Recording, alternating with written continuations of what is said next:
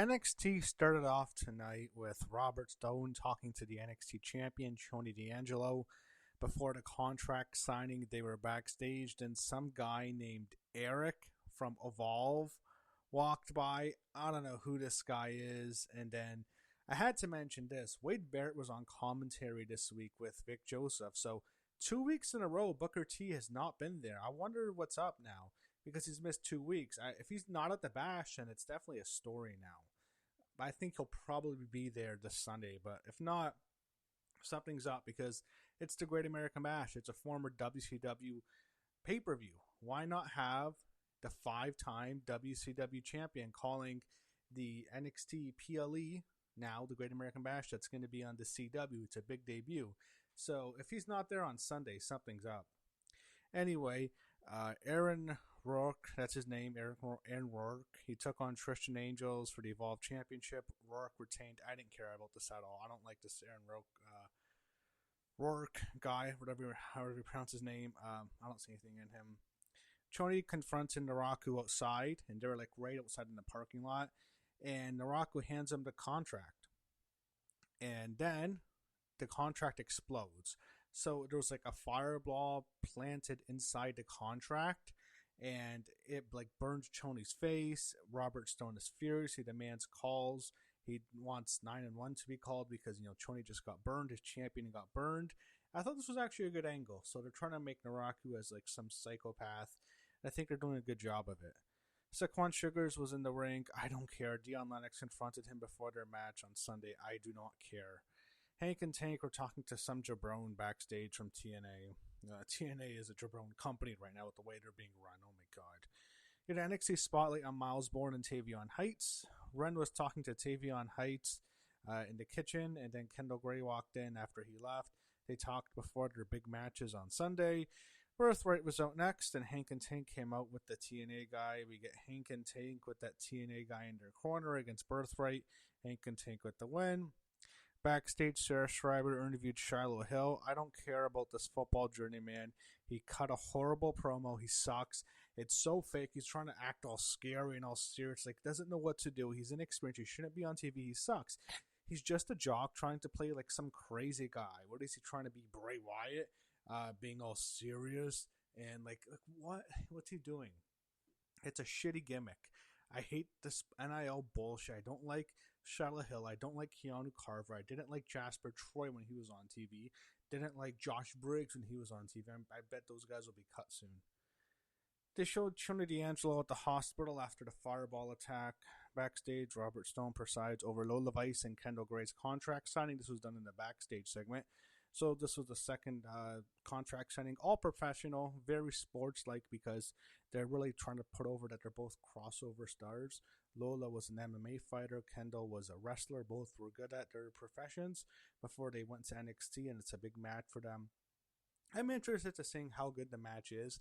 There was a moment before tonight where I thought maybe they might main event. I thought going into the show that they could main event.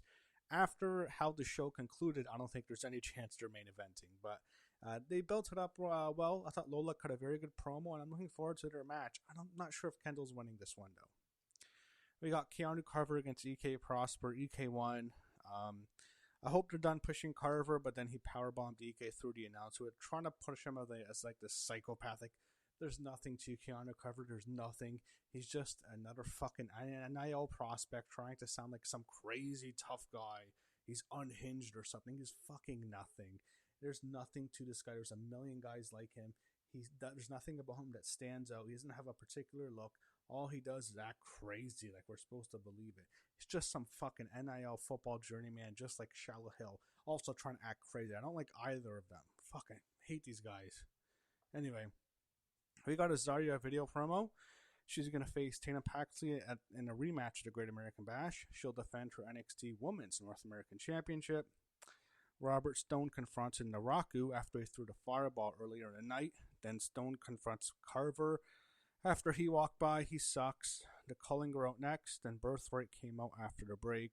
We got Izzy Dame against Ariana Grace, and this was a speed match. So Izzy was distracted by Sean Spears. It led to Ariana getting the win. They were very upset with them. They were like cornering him after the match. Then we had Ren Sinclair pose with her belt, and she'll face Ariana Grace at the Great American Bash. Sarah Schreiber walked into the general manager's office where Robert Stone was, and he told Sarah that he'll announce who Naraku's new opponent will be. And it looked like, oh, is Charlie being stripped of the belt? Or maybe Naraku's just going to have a separate match and it won't be for the belt? Not necessarily. And then the Vanity Project walked in. Whatever. They also went on the card. I don't know if they ended up. I'm guessing they might face some cruiserweights because Rey Mysterio talked about luchadors. He's the general manager of AAA, so maybe they might send some, I guess not cruiserweights, but some luchadors to face the Vanity Project from AAA. And then we got an NXT Origins on Alexa Bliss. I'm glad we're showing this. Didn't show it last week. I'm glad we got to see it. Wow, Alexa Bliss was just dreamy. She's like a fairy Disney princess when she first debuted. It's incredibly attractive, incredibly cute. And I think young Alexa Bliss, I keep saying this, I think young Alexa is the best looking woman they've ever had in the company. That's how good looking she is. And still is. I really like Alexa. If you watch my videos over these last several years, you know that. So you had Carmen Petrovic and Nikita Lyons mocking Jada Parker backstage.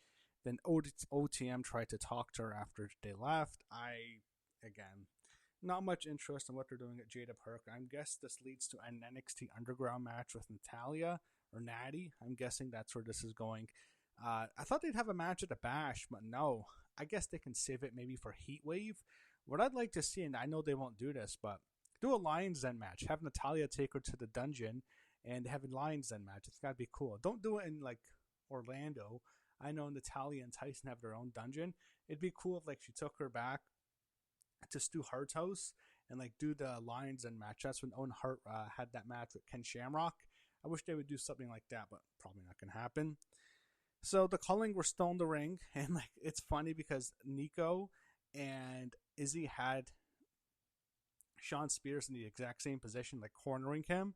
And then DVD and Sean Legacy came out, and we had DVD and Sean Legacy taking on the Culling, Nico Vance, Sean Spears in a tag match. Culling lost.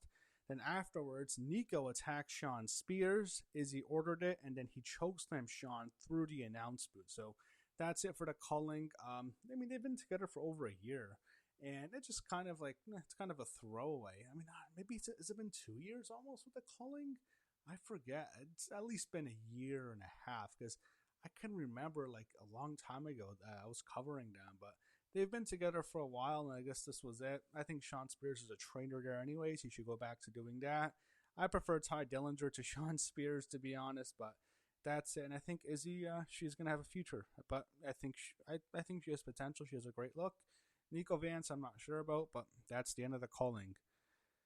They previewed the Bash, all the matches, and then Robert Stone walked out with the NXT Championship. He went in the ring after the commercial break. He brought out Naraku first, and Mason Rook came out, and I thought, oh, fuck, no, not this guy. Then the Vanity Project came out. Jackson Drake messed up his lines. He called Mason Rook a pork chop. He called him a lot worse than that, to be honest. So then Rook attacks him. He doesn't like being called a pork chop.